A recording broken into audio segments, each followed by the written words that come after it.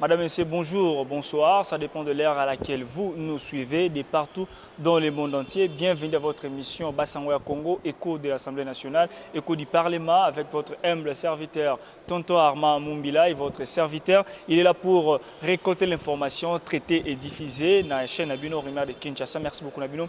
Mokwalo dans le Parlement, dans l'Assemblée nationale, les alaki plénières, Oyo Negambiso Corne Nanga, Oyo Salaki d'élection, c'est ça qui d'élection en 2018, avec répondre la question et député a posé qui na plénière passé dans la qui wana ba poser des questions ba réaction ba député zalaki par rapport à ngol le no connaît nanga aye ko répondre na ba question à poser qui à répondre na ngo la raciste ko répondre ngo il y a quelques députés qui va réagir mais à part on est sur la loi Lutundula oyo a proposé ba réforme ma basini au Lutundula comme ministre affaires étrangères a proposé qu'il loi naé depuis mabuna azaki ko chapeauter Assemblée nationale oyo lelo yo et comme ne gombo se fait ba traiter loi ngo atetango lelo lobby aux suppléants mosusu autoruya pour continuer la processus ya makambu ya loi Lutundula à part wana les sous basolaki makambo insécurité à Beni insécurité à Est Mboka na biso ba député au benga député national ba sali pe ya bango déclaration par rapport ya insécurité ndenge nini basali ba massacre pas ya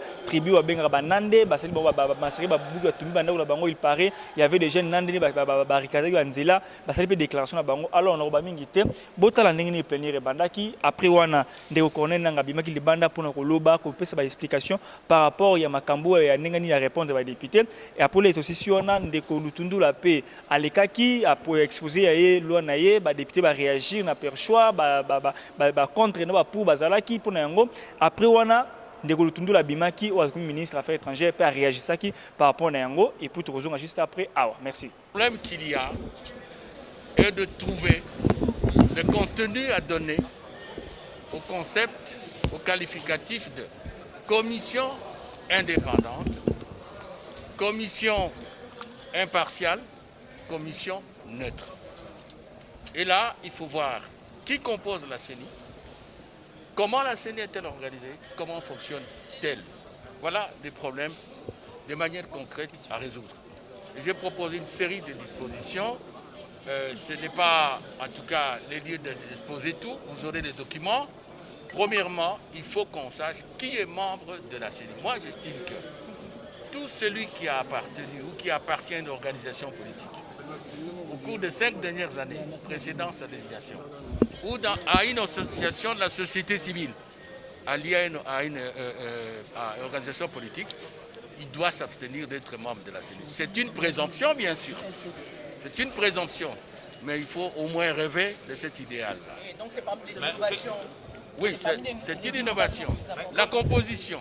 Quand vous dites que tout celui qui viendrait de la société civile, il faut que cette société civile ait une personnalité juridique, qu'est-ce que vous voulez dire? Non, mais attendez.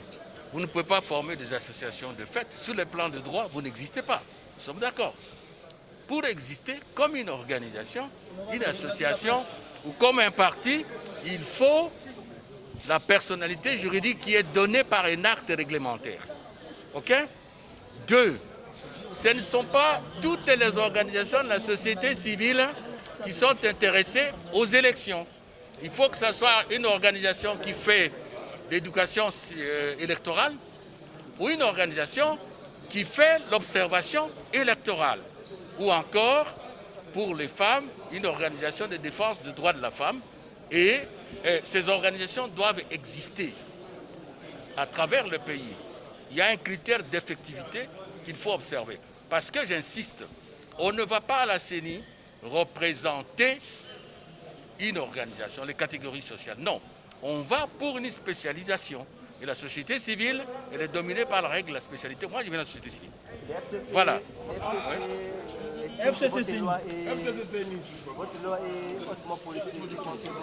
Moi, je l'ai dit dans mon exposé. Je vous ai dit que dans l'élaboration de la loi, vous avez les choix politiques. Et puis vous avez la rédaction qui est technique. Donc, il y a des points qui sont politiques, notamment la composition de la CENI. Moi, j'ai proposé la parité. La CENI n'est pas une assemblée politique. On ne va pas à la CENI appliquer la politique d'une famille politique. Non, non. La CENI est là pour garantir l'impartialité, pour garantir la neutralité et des élections crédibles à chance égale. Donc ça ne se comprend pas qu'il y ait une composante qui a plus de gens, comme si on lui donnait une prime pour qu'elle puisse se reproduire. Merci voilà. beaucoup. Merci. Voilà. Indépendance na impartialité. Yango nanga na lobaki muto yazali na parti politique. Ton association ou yazali ngomba na ba parti politique ko kota na senité. Toza kolinga tozwa bato vraiment ekokani na ndenge mobeko ya l'état esengi. Na lobi pe lisusu makambo ya koloba oyo baleki bato simba te parce que seni ezali lokola l'Assemblée nationale et l'Assemblée provinciale te. Seni ezali eloko tosalaki po élection ezala ndenge moko na bato nyonso. Po esta l'élection na ndenge bakondima que vraiment oyo de population alingi. Makambo ya kolobaka majorité bazali boye, opposition boye, société civile boye te po na ngai il faut ezala bango nyonso na nombre ya bato. Puis eloko ya important société civile oyo sengele kota na seni ezali ba société civile oyo batalaka makambo ya élection. Okoki kozwa mutu ya entrepreneur par exemple FEC ozwi ye to un médecin moi de l'ordre de médecins de médecins c'est la société civile okozwa ye te otie na makambo élection etali ete fo ezala association ata ba église baoyo bazali basalaka observation électorale basalaka éducation électorale mpo bato bayeba eloko nini ezali élection mpe lolenge kani pour voter. Donc kaka wana ezali société civile nyonso te olamuki na ntongo na société civile nakei na seli omoni. Peut donner encore de l'espoir, mais tel que je connais l'homme, tel que j'ai suivi aussi son exposé lors de sa conférence, de son point de presse, je crois que son programme pourra rencontrer les aspirations du peuple congolais. Donc il y a de quoi faire confiance. Est-ce qu'honorable, vous accordez un bénéfice de doute à ces membres du gouvernement parce que parmi 70% des membres du gouvernement sont ici dans votre chambre. Est-ce que vous accordez un bénéfice de doute? Il n'y a pas de doute. Je crois que chaque regroupement politique a eu à choisir les meilleurs de son groupement pour le proposer au sein de ce gouvernement. Donc quand on choisit les meilleurs, c'est-à-dire cela veut dire qu'on a une bonne sélection, il y a de quoi espérer, Et il est question seulement d'accompagner ce gouvernement. Nous verrons le programme qui nous sera présenté par le chef du gouvernement. Je crois qu'il n'y a pas à douter, mais nous voulons juste appeler seulement la population congolaise à accompagner ce gouvernement. La question de la géopolitique n'a pas été respectée selon certains acteurs politiques. Quelle est votre réaction par rapport à la question de la géopolitique qui n'a pas été respectée? Je crois que dans tout travail fait par un homme, il y a toujours eu certaines petites failles, mais quant à la cotation sur le plan géopolitique, je crois que c'est un secteur qui a été quand même bien observé, puisque nous retrouvons sur 26 provinces. Je ne vois pas qu'il y ait 2 provinces qui ont été oubliées ou ignorées, mais sinon, si nous parlons en grande province. Nous parlons du Grand Katanga, le Grand Équateur, le Grand Kivu. Je crois que toutes les provinces ont été bel et bien représentées, sont bel et bien représentées dans ce gouvernement de Samakingue. Mais puis, il n'y a pas que le chef du gouvernement qui a eu à imposer, à choisir, c'est-à-dire les noms qui ont été proposés sont venus des chefs de chaque regroupement politique. Donc, s'il y a certains regroupements politiques qui ont eu à oublier certains noms, cela ne peut pas être imputé à la personne du chef du gouvernement, mais sinon, en majorité, toutes les provinces ont été elles sont valablement représentées dans le gouvernement. Oui, l'actualité c'est aussi Corneille Nangaa qui répond aux informations souhaitées par les députés nationaux. Vous êtes satisfait?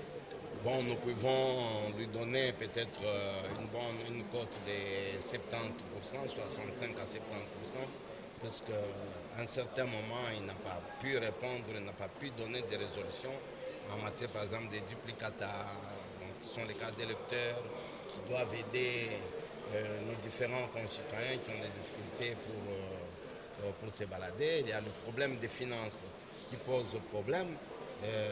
jusqu'à arriver au niveau où lui-même a reconnu qu'il était dans les capacités de payer le personnel. C'est pour vous dire que ce sont des points qui nécessitent un certain audit, mais néanmoins, d'une façon globale, il a eu à se justifier, raison pour laquelle nous lui donnons 70%.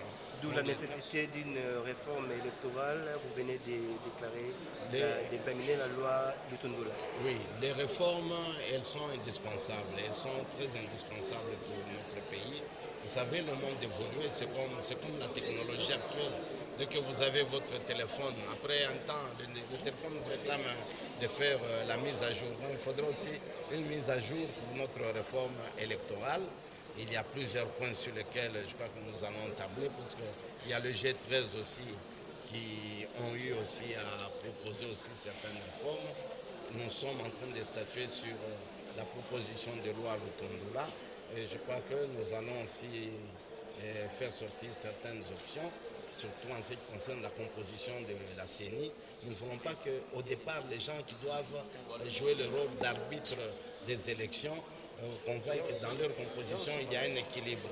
Donc je crois qu'en ce qui concerne la composition d'abord de la CENI, les propositions qui ont été mises par l'honorable Lutundula donnent déjà confiance en matière arbitrale. Merci.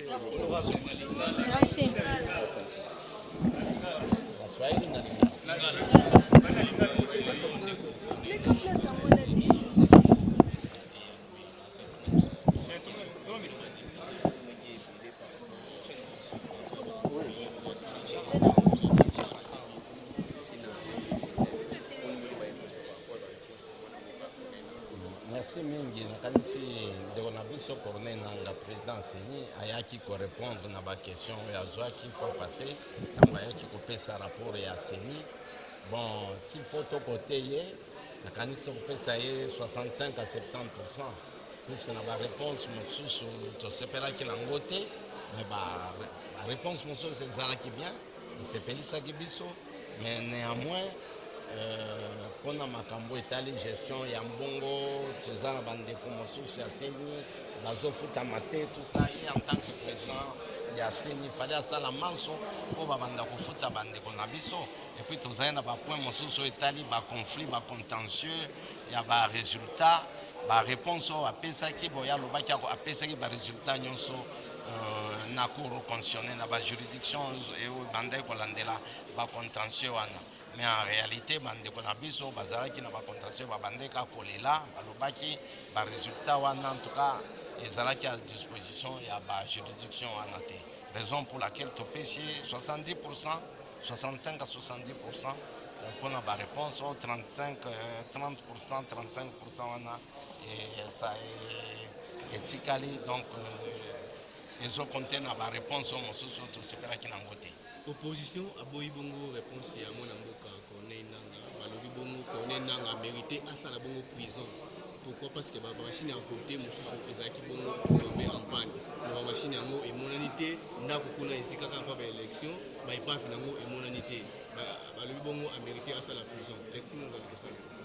Bon, omoni ayaki kopesa nde rapport et puis ye moko alobaki que na nombre ya bamachine ezalaki en disposition na ye, un bon nombre ezalaki en panne.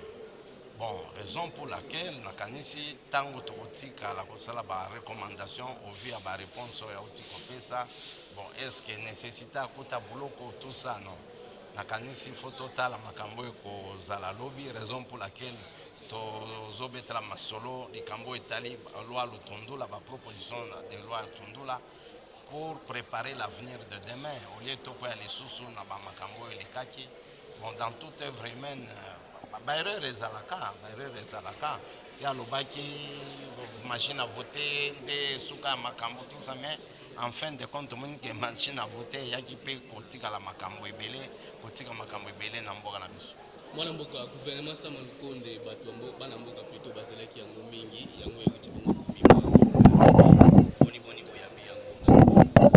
Bon, toyambi yango na esengo, puisque la plupart ya bato baconstitué gouvernement Sama Lukonde. En tout cas, on dirait tokoti na mwa innovation na ntango akala soki balobi gouvernement ekobima tobandaki déjà koyeba batuni bakobima na gouvernement mais mbala oyo en tout cas ezalaki surprise bato ebele badaki kosetone na bakombo mosusu oyo ebimi nakanisi faut faire confiance na gouvernement oyo puisque eza gouvernement ya biso population gouvernement euti na révolution parlementaire. Donc révolution parlementaire et la révolution de la population. Nous avons plus de baponami, la canisi, juste dans peu de jours, ceux qui premier ministre a un programme, il y a mon sala ou à Kosala, c'est sur base d'un programme côté, sur base d'un programme à Koyanango. Mais nandenge na ebiye na kanisa za moto moko maele za mwana moko maele faut faire confiance. Faut faire sa confiance dans le gouvernement. Répondu que l'impératif des réformes est une évidence et que c'est toute question des volontés politiques, même si on aurait dû commencer depuis 2019. Donc, à mon avis, en affirmant qu'il faut des réformes, il reconnaît que tout processus électoral est performatif. Et c'est d'ailleurs ce qu'a souligné notre collègue Lutundoula quelques instants après. Donc on ne peut pas aller, comme il a demandé, qu'on puisse mettre rapidement en place le nouveau organe de direction des logés sans qu'il y ait des réformes. Et nous allons d'abord réformer. C'est vrai qu'il faut des priorités dans cet bassin de réforme, mais la réforme de l'organe est fondamentale pour la suite du processus. Concernant la question sécuritaire, il était prévu qu'une commission soit mise en place ou encore. Mais il faut d'abord définir le terme de référence, ce qui a été fait. On a retenu plus ou moins 10 points qui feront l'objet du travail de cette commission d'enquête que nous estimons très importante, mais qu'il faut mettre rapidement en place parce que la situation ne fait que se détériorer. Aujourd'hui, la ville de Goma est pratiquement paralysée et les conflits communautaires qui sont ou qui paralysent les Grands Nord, c'est-à-dire Beni, Butembo et d'autres entités proches de Beni, commencent à atteindre, n'est-ce pas, la ville de Goma, les territoires de Nirangongo. Donc nous espérons que la commission sera mise en place très rapidement pour aller chercher, n'est-ce pas, tous les éléments, tous les tireurs de ficelles qui, n'est-ce pas, mettent en danger la vie de notre population. Ces égorgeurs doivent être mis hors d'état de nuire. Ces groupes armés nationaux et internationaux doivent être identifiés et leurs réseaux d'approvisionnement doivent ne pas être démantelés. Donc nous espérons que l'urgence et la rapidité seront mises en exergue pour que nous puissions mettre fin ou du moins commencer à démonter ces criminels qui mettent à sang et à feu la partie orientale de notre pays. Merci beaucoup. Honorable, qu'est-ce que l'opinion peut retenir par rapport à ce qui se passe à l'Est? Dans la ville de Beni, Butembo, chaque jour, nous avons des cas de massacre. Vous, comme étant élu de l'Est, qu'est-ce que vous voulez dire par rapport à l'actualité? J'étais en train d'expliquer que le peuple de Beni est meurtri. La façon dont on égorge les gens à Beni, elle est indescriptible. C'est ainsi que la population de Beni n'a plus trouvé d'intérêt dans la présence de la MONUSCO. Mais je suis en train de dire que c'est tout à fait légitime que quand on ne trouve pas d'intérêt à la MONUSCO, qu'on se pose la question, mais elle est ici pour encore quelle raison? Ce sont des personnes qui pleurent. Il faut les comprendre comme telles. Mais là où on risque d'être distrait, on risque d'oublier que ce n'est pas la MONUSCO qui doit nous protéger. Nous sommes préoccupés à la ramener à la raison, notre base. Que non, notre problème, ce sont les FRDC qui ont la mission de nous protéger. Poursuivons plus, nous sommes contents qu'il y a maintenant un gouvernement de l'Union sacrée des Nations. Arrangeons-nous pour décapiter, enlever les têtes de l'armée qui sont en train de maintenir notre armée dans les conditions de ne pas pouvoir nous servir ou nous protéger. Pour qu'on puisse avoir des éléments qui peuvent protéger le peuple congolais. Nous devons revenir sur cette question-là. Je suis en train d'essayer d'expliquer à nos bases que dans la situation actuelle où on pleure à Butembo, à Beni, à Kanyabayonga, c'est dans la région des Banandes qu'on est en train d'égorger. Ce sont les Banandes qui pleurent. Mais lorsque les Banandes pleurent à Kinshasa, c'est une nouvelle situation parce que Kinshasa est cosmopolite en termes d'ethnie. Nous, Banandes, nous pleurons, nous portons nos calicots. Celui qui veut nous soutenir en pleurant avec nous, bienvenue. Mais nous, les Nandes, nous allons maintenant mieux faire avec la discipline. C'est-à-dire, par exemple, lorsque on veut marcher vers le palais de la Nation, nous n'allons pas barricader le boulevard pour dire que tout le monde pleurait avec nous, personne ne circule. Nous devons maintenant mettre un peu de l'ordre dans cela. Parce que si les autres, nous devons négocier avec eux pour qu'ils pleurent avec nous. Et nous avons besoin de ce qu'ils pleurent avec nous. Mais en négociant avec eux, nous sommes dans la même logique, par exemple à Goma, où il y a plus de 5 ethnies, 6 ethnies dans la ville. Bon, nous n'allons pas bloquer la route pour dire qu'aujourd'hui, ville morte, tout le monde, vous devez fermer votre boutique. Si quelqu'un, lui aussi, veut fermer la boutique et combattre avec nous, nous serons contents. Mais nous n'allons pas les contraindre de le faire. Nous disons à Goma, par exemple, si déjà quelques 5, 4, 8 garçons en pleurant ont commis la faute de bloquer la route, de barricader avec des cailloux, c'est une faute. Ces 5 garçons, ils peuvent tous être Nandes ou la majorité. Mais ce n'est pas la communauté qui a barré la route pour qu'on puisse apprendre à la communauté. Si ces gens-là, si quelques 5-10 personnes, dans leur façon de pleurer, ont commis la faute, ont même blessé quelqu'un, ce n'est pas les Nandais. Encore moins, ils n'ont pas, ce n'est pas une affaire de Banandes qui ont commis cette faute. C'est pourquoi cela, nous disons désormais, nous allons faire nos marches bien, avec Aliko, doucement, pacifiquement. De la même manière, la police doit cesser de jouer un rôle un peu partisan. Parce que, écoutez, la police, lorsque la police a mis, lorsque les gens mettent des barricades dans la route, c'est la police qui doit arrêter les gens qui commettent cette faute. 5-6 personnes, pas aller chercher les Banandes. C'est une faute de 5-6 personnes. La police a été inerte, n'a pas été professionnelle. Et c'est une faute. Pire, lorsque maintenant, en revanche, on va dire non, ce sont les Nandes, alors que c'est un groupe de 5, 6, 7 personnes seulement. Maintenant, on va brûler, incendier des maisons d'autres Nandes qui ne savent même rien. Une faute lourde d'aller maintenant s'attaquer aux maisons des Nandes innocents.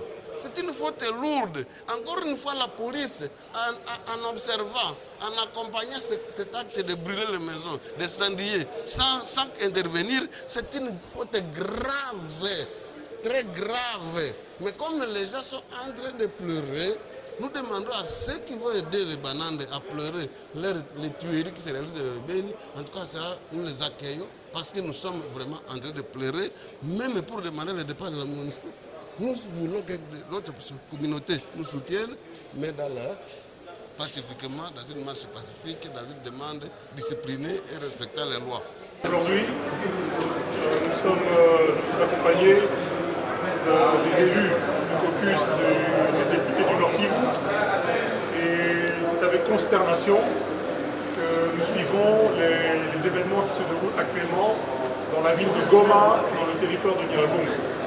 Alors comme vous le savez, il y a quelques jours, il y a eu le décès de 2 motards qui provenaient du territoire de Nyiragongo vers la ville de Goma. Et suite à ces décès, il s'en est en suivi des pillages, on a brûlé des maisons, notamment dans les quartiers périphériques de la ville de Goma, je cite Bouéné et d'autres. Il y a eu, en tout cas dans les informations qui nous sont parvenues, certains qui ont parlé de conflits entre communautés, mais ici, nous voulons en tout cas faire un appel au calme. Goma est une ville multiculturelle où vivent plusieurs communautés et pendant de longues années, nous n'avons jamais connu, en tout cas, les événements des quelques jours passés. Donc, on continue à croire que la cohésion et la cohésion pacifique entre communautés à Goma est tout à fait possible. Et nous, comme élus de cette province, accompagnés des élus de la ville de Goma et même du territoire d'Iragongo, nous continuons à demander à notre population de rester calme, de nous permettre de faire nos actions, c'est-à-dire de sensibilisation avec le gouvernement provincial et même le gouvernement national, pour trouver quelles sont les personnes qui sont les auteurs de ces crimes qui sont arrivés, et bien sûr les traduire en justice. Alors aussi, nous déplorons toutefois certains cas de réaction disproportionnée de la police qui, dans l'encadrement de ces manifestations, ont malheureusement fait usage de trop de force.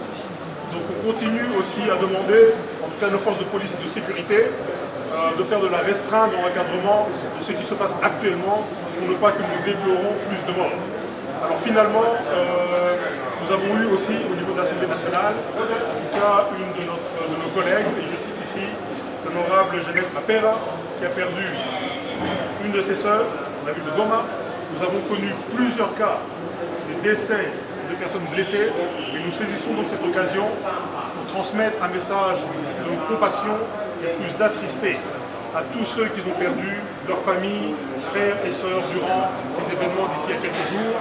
Et nous pouvons toutefois leur transmettre un message, c'est qu'une délégation de l'Assemblée nationale, composée de quelques députés, se rendra très bientôt dans la ville de Goma pour pouvoir trouver quelles sont exactement les causes, les responsabilités dans ces événements et pouvoir ramener le calme dans notre ville de Goma et dans le territoire de l'Iragongo. Je vous remercie. Merci. Il porte sur 2 points.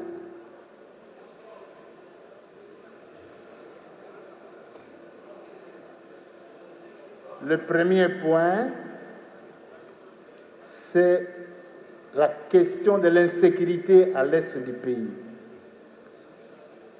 Le deuxième point, sur les validations de pouvoir.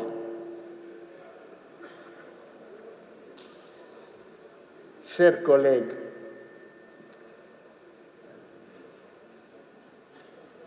c'est plus aujourd'hui de 30 ans. Plus de 30 ans que nos compatriotes de provinces de l'Est du pays sont soumis à une atrocité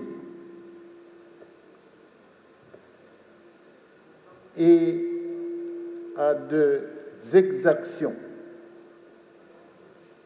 inouïes.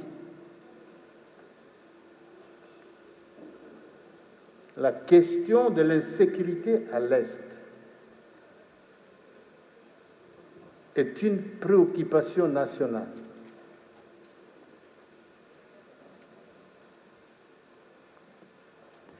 Notre Assemblée nationale, à maintes reprises,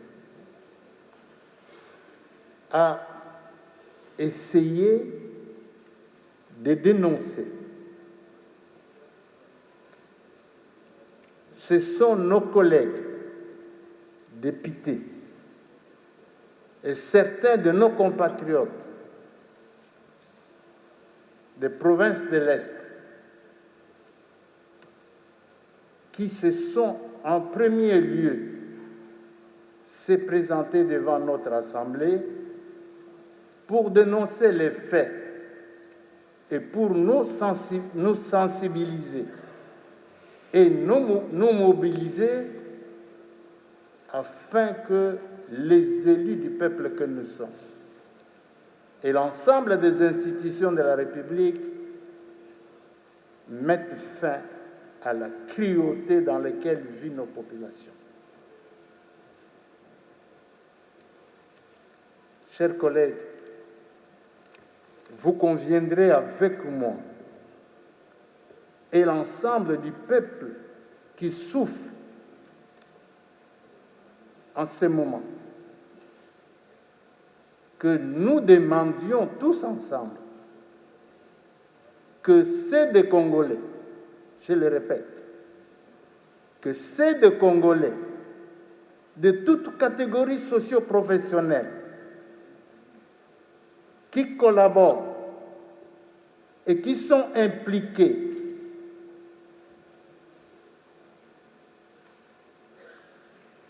avec les groupes armés étrangers terroristes, voire même locaux, qui se livrent à massacrer notre population, qu'ils quittent et qu'ils mettent fin à ça.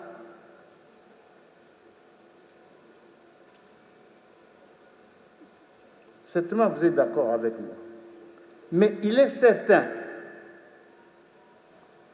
qu'il y a des collègues parmi nous, essentiellement ceux de l'Est, qu'il y a des innocents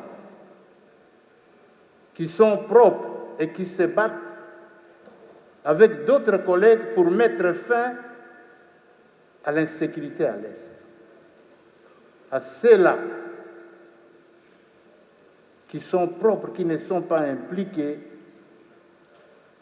je leur demande de poursuivre la mission qu'ils ont commencée, à sensibiliser les élus nationaux que nous sommes pour que tous ensemble, unis autour du chef de l'État qui fait de l'insécurité à l'Est son cheval vraiment de bataille,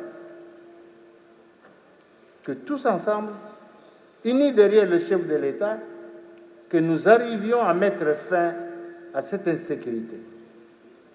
Et que l'ensemble des honorables députés que nous sommes, nous soyons tous à la disposition de notre gouvernement pour l'aider, l'encourager à mettre fin à l'insécurité. Que nous soyons derrière notre armée, quelles que soient les faiblesses, pour les encourager afin vraiment qu'ils arrivent à mettre fin à l'insécurité.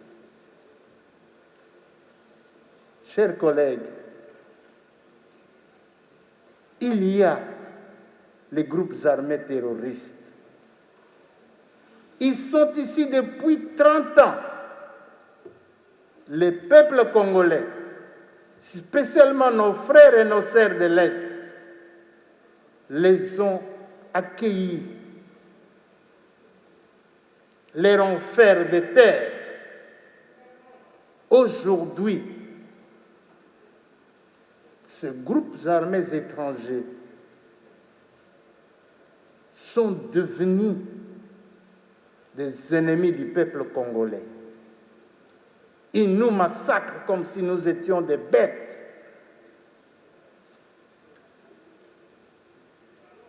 Ils exploitent les richesses de notre pays. Ils utilisent le fonds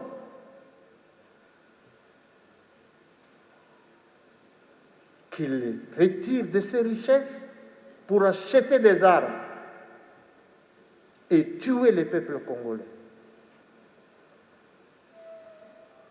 Nous pensons, chers collègues, qu'il est temps que la communauté internationale, qui a encouragé l'entrée des ADF et des Interahamwe FDLR ici, et de tous les autres groupes étrangers, il est temps que la communauté internationale prenne aussi conscience. Nous en avons les ras-le-bol. Et que ce groupe, qu'il y ait un retrait des groupes armés étrangers sur le territoire congolais, qu'on les amène ailleurs. qu'on les amène dans d'autres pays et qu'ils quittent la République démocratique du Congo. Que la communauté internationale prenne toutes les dispositions pour que ce groupe quitte notre pays et qu'il les amène d'où ils sont venus. Nous avons offert l'hospitalité. En retour, ce sont des massacres que nous subissons. Simplement pour avoir été juste, honnête. Et ils le font au mépris de tous les accords internationaux. Alors que les réfugiés ne peuvent pas prendre des armes quand ils sont dans un pays. Ils sont venus comme réfugiés. Aujourd'hui, ils sont installés, ils ont construit des bases militaires. Ils exploitent nos richesses. Chers collègues, soyons tous unis. Là, nous touchons une question de vie ou de mort pour certains lobbies, des lobbies nationaux et internationaux. Mais la vie de nos peuples, la vie de nos frères de Dosser est notre raison d'être dans cette Assemblée nationale. Nous devons nous engager avec détermination pour que la paix soit rétablie à l'est du pays. Chers collègues, nous allons en parler également quand nous allons parler du 5e point relatif à la mise en place de la commission d'enquête dans les 5 provinces qui sont en proie à l'insécurité et au massacre. Quant au 2e point, chers collègues, il s'agit de validation du pouvoir. Validation du pouvoir, nous avons transmis en votre nom les dossiers de 7 suppléants à la commission PAJ pour traiter ce dossier et dans 5 jours le soumettre à l'examen de la plénière de notre institution. Vous avez 5 collègues qui sont décédés, nous devons remplacer 2 collègues qui exercent des fonctions d'incompatibilité avec le mandat électif. Ce sont ces dossiers-là que nous avons transmis à la commission PAJ et la commission a 5 jours pour nous déposer les rapports afin que nous soumettions ces rapports à la délibération de l'Assemblée plénière. Voilà, chers collègues, les 2 communications que je voulais. Honorable président de l'Assemblée nationale, honorable membre du bureau, honorable député, nous voici à nouveau devant vous afin de répondre compte tenu aux questions qui nous ont été posées par les honorables députés nationaux à l'occasion de la présentation du rapport général du processus électoral 2012-2019 et du rapport annuel 2019-2020. Nous vous remercions d'ores et déjà pour le délai de 48 heures que vous nous avez accordé afin de mieux cerner les préoccupations exprimées par les honorables députés. Nous saluons une fois de plus la pertinence des interventions, l'objectivité des conseils et des recommandations des honorables députés. Nous en remercions les auteurs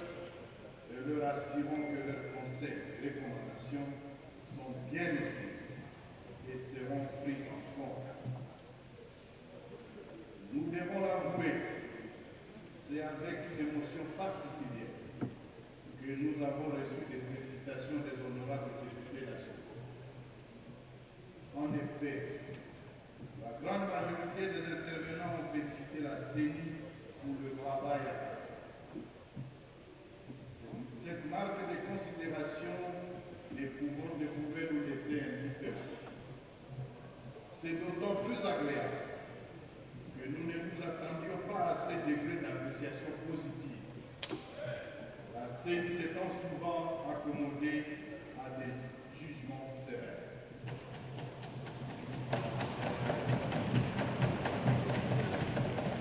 Honorable Président de l'Assemblée nationale, honorable membre du bureau, honorable député, la CENI par ma voix dit merci de tout cœur.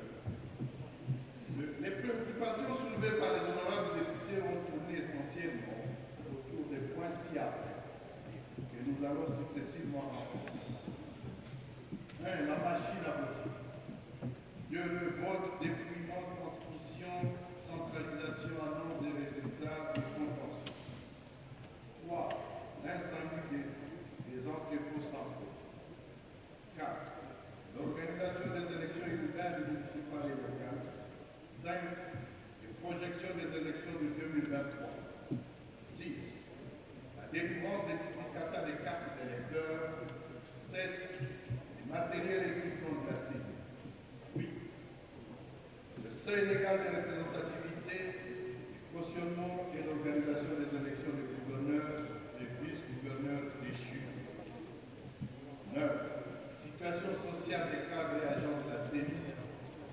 Et 10. Autres préoccupations, notamment la répartition des sièges par circonscription, la distance entre les électeurs et le bureau de vote en milieu rural. Voici en substance les réponses que la CENI s'est efforcée d'y apporter. 1. De la machine à voter. L'idée de la machine à voter est née du chef de la CENI en 2013. À la suite des évaluations des élections de 2006 et 2011. Il s'en est dégagé la nécessité de résoudre les problèmes d'impression des bulletins de vote. Format, volume, donnage, logistique et sécurité. Remise des procès-verbaux aux témoins et uniformisation des bulletins de vote. Monsieur le Président, honorable Président, honorable membre du bureau, honorable député.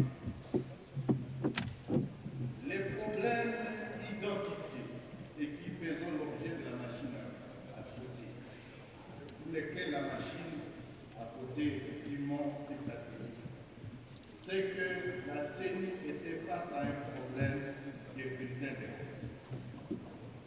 Comment organiser l'élection avec un bulletin de vote de ce genre?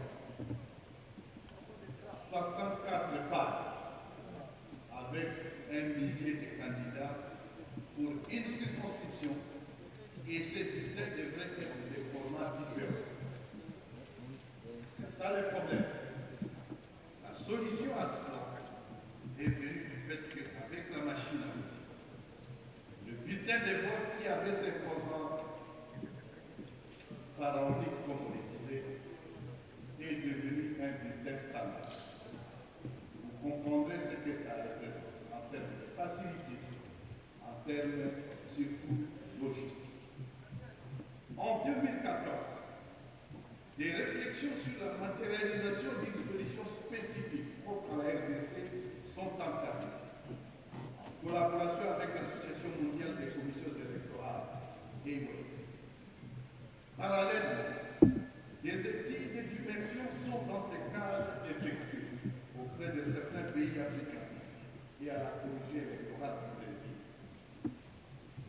L'expérimentation de la transmission rapide des procès-verbaux et des résultats à l'occasion de la reprise partielle de l'élection législative de Bépalais le 24 juillet 2014 rentre dans ces contextes.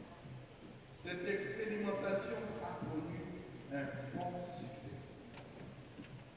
Avec EWE, dont le siège est basé à Corée du Sud, plusieurs propositions matérielles ont été développées avant d'arriver au format actuelle de nos équipes machines à voter. Plusieurs séances de présentation de cet outil ont été organisées. D'abord devant notre office de chambre et après ensuite auprès d'autres institutions de la République et acteurs politiques. La première génération P0 de la machine à voter en cours d'expérimentation a permis de constater avec satisfaction qu'elle était en mesure de prendre en charge le déroulement d'une élection indienne. En mars 2017, une deuxième génération de machines à voter P1 est développée. Elle a la particularité de prendre en charge jusqu'à 4 scrutins directs du même jour. Toutes ces études d'expérimentation portant sur des échantillons réduits sont menées par la CENI avec l'accompagnement de l'Association mondiale des commissions électorales. Après toutes ces séances de présentation et de simulation des votes, la conclusion est évidente. Cette solution est la mieux adaptée aux problèmes soulevés plus haut. Changement de type. Un lot de 200 machines sera ainsi commandé et dédié à des pièces de grandeur nature en province dans le cadre de la sensibilisation et de la formation. À la suite de ces tests, les recommandations formulées ont permis d'améliorer davantage l'outil, passant ainsi à une génération avancée pénale. L'engouement qu'est né sur le terrain amène la CENI à commander 100 000 machines pour appuyer la sensibilisation et la formation. C'est grâce à cet échantillon plus large que les dernières observations techniques ont été collectées pour le développement des deux dernières versions dites machines à voter P3 et 4 en janvier 2018. À ce stade, la solution s'avère appropriée à l'exigence de la tenue des 3 scrutins directs le même jour. Elle est également une réponse à la recommandation du dialogue politique de la CENCO d'explorer les voies et moyens de rationalisation du système électoral pour réduire les coûts excessifs des élections.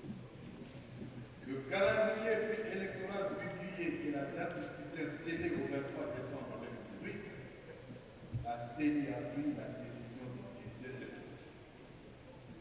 Toutefois, elle s'est trouvée devant un dilemme.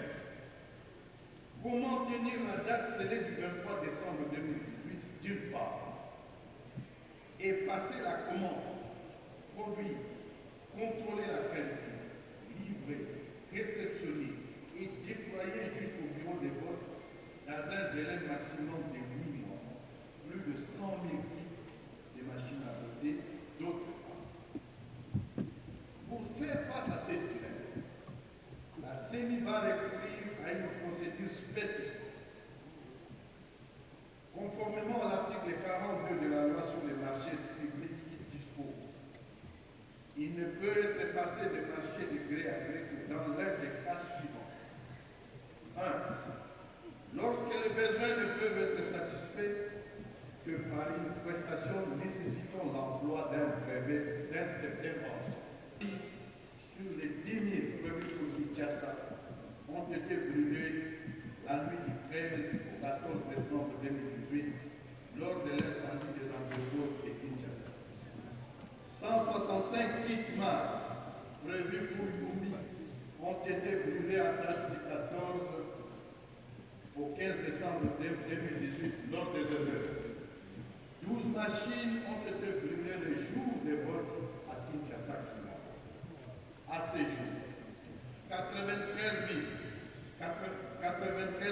593 machines à voter sont restées intactes pour une utilisation ultérieure et 4 612 nécessitent des retouches et entretiens pour quelques pannes constatées après le charge.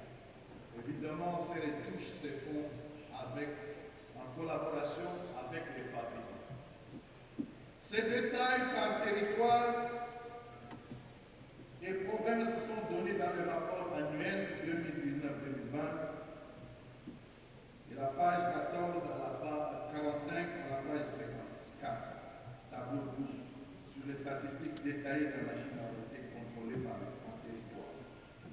Après ramassage et inventaire, ces 35 machines à voter restent à identifier.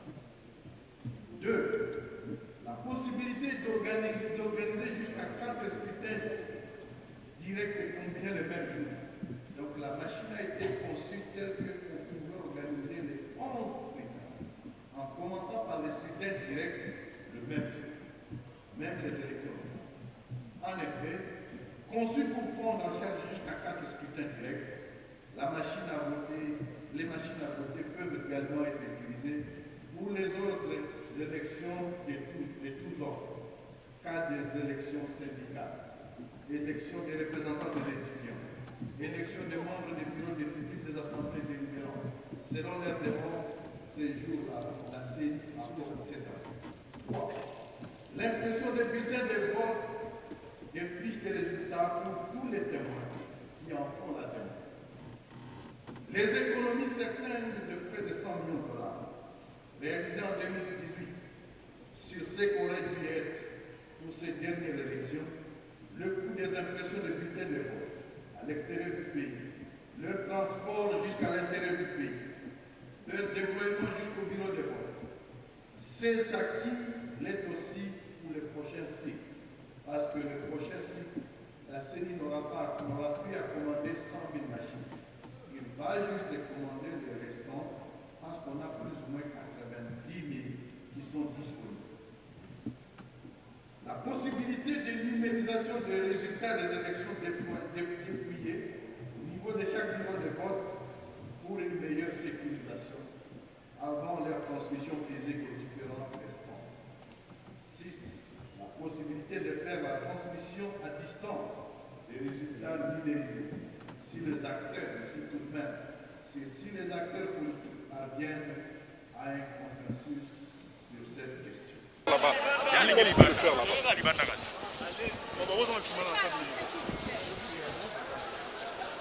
Moto. Oui. J'ai tout compris. Oui. Hein?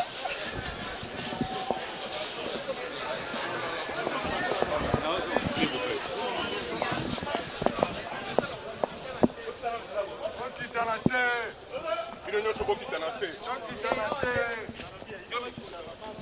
Ah, bon, c'est une maison d'information. Beaucoup de questions. S'il vous plaît, s'il vous plaît.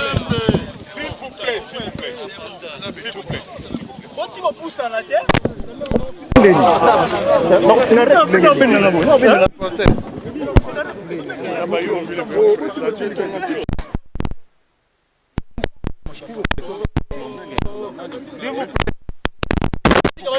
est-ce que vous pouvez reculer? Est-ce que vous pouvez tous reculer? Reculer d'abord ou pas? Reculer d'un pas. Répondre aux préoccupations de députés nationaux. Et là, vous sortez, vous dites que vous en sortez tête haute, ou bien il reste encore quelque chose à donner? Ce n'est pas un exercice difficile, c'est un exercice légal. Est-ce qu'on sort la tête haute ou comment? Ça, ce n'est pas la question ici. Nous nous sommes apprêtés à cet exercice conformément à la loi. Nous avons clôturé un processus électoral. Il a fallu qu'un rapport y afférent soit présenté à la représentation nationale. C'est ce que nous avons fait. La première chose, nous voudrions remercier les députés nationaux et son bureau, particulièrement le président de l'Assemblée nationale, pour nous avoir accepté pour nous avoir invités à s'apprêter à cet exercice. En même temps, nous remercions les députés pour la pertinence des avis, des conseils et des questions, surtout qui ont été soulevés pendant ces débats. La CENI, en tant qu'organe technique, dont la mission est la conduite de tout processus électoral et référendaire, a apporté plus ou moins l'éclairage sur la question. Et aujourd'hui, c'est avec satisfaction que mes collègues et moi, nous voyons que les deux rapports ont été adoptés par l'Assemblée nationale. Est-ce qu'on peut dire que ces rapports ont finalement balisé le plus important est qu'un cycle électoral s'est clôturé, un nouveau cycle a commencé. Et nous sommes justement à cette phase. Ce nouveau cycle doit commencer avec des réformes. La CENI est disponible et reste disponible, conformément à la loi organique, à apporter ces éclairages techniques pour appuyer les députés nationaux et les sénateurs qui vont devoir entrer dans les débats de ces réformes. Je vous remercie.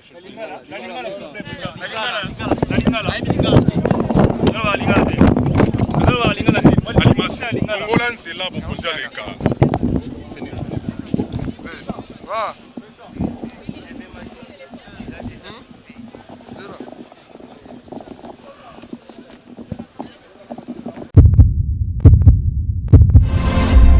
Eshima, votre magazine qui bat au rythme de l'actualité. Une réponse à vos besoins en information, un éclairage dans divers domaines. Impartial, documenté, instructif. Eshima au cœur de l'info. Retrouvez la nouvelle édition. Exclusivité. Eustache Mouandi, ministre d'État, ministre des Ressources hydrauliques, relève le défi de la libéralisation du secteur de l'électricité. Des actions concrètes. Cap sur la libéralisation de l'électricité. Installation des mandataires ARE et ANSER. Fonds Mwinda qui permettra de fournir de l'énergie électrique propre à 15 millions des Congolais. Signature contrat B-Box. Plusieurs protocoles d'accord signés dans le cadre de la mise en application de la loi sur l'électricité. Les avancées enregistrées dans les secteurs des ressources hydrauliques et électricité grâce à la vision du ministre d'État Eustache Mouandi représentent un acquis indispensable qui balise le chemin vers l'effectivité de l'amélioration du taux de desserte en eau potable et en électricité. Focus. Payer l'impôt est un devoir civique. Le directeur général de la DGI, Barnabé Mwakadi, sensibilise les assujettis. Dossier Eshima, les épidémies les plus dévastatrices de l'histoire. Nation, le ministre d'État Ribens Mikindo met en valeur les blocs pétroliers et gaziers de la RDC afin de transformer les potentialités en hydrocarbures en véritable richesse. Élection 2023, le compte à rebours de la Senco. À lire également les portraits de Kelly Kounté, journaliste chevronné. Économie, budget 2021, moins ambitieux, plus réaliste. Culture, les tabous de l'inceste. Retrouvez l'intégralité du magazine Eshima dans les kiosques. Eshima Magazine, un nouveau standard d'information.